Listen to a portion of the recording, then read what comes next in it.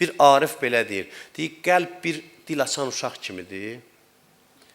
Ona necə kəlmələr öyrədirsən? Denən ata, ana öyrədirsən, belə. Qəlbinizdən belə davran. Ona təlqin eləyin.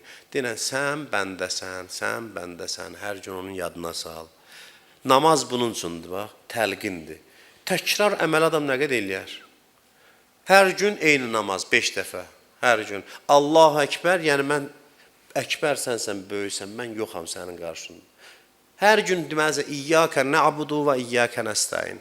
Bir dəfə dediyi bəslidə yox, hər gün gələ deyəsən, tək sənə bəndəyəm və tək səndən kömək istəyirəm.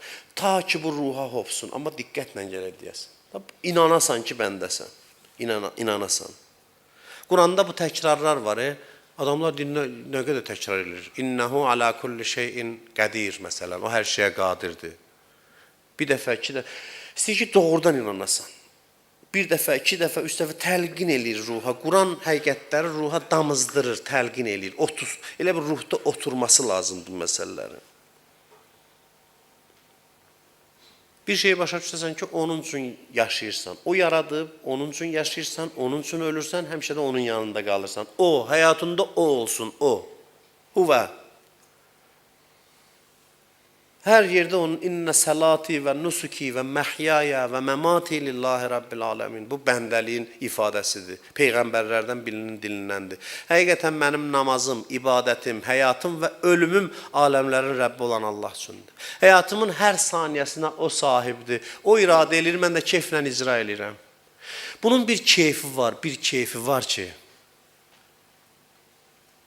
bunun keyfinə heç bir keyf çata bilməz.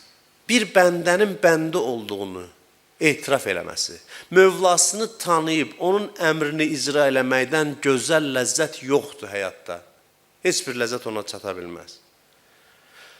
O qədər gözəl ləzzətdir ki, insan bir saniyə onun bəndəliyindən çıxmaq istəmir. Deyirlər, sən tək mənə əmr elə, mən səni əmrlərinlə sevirəm.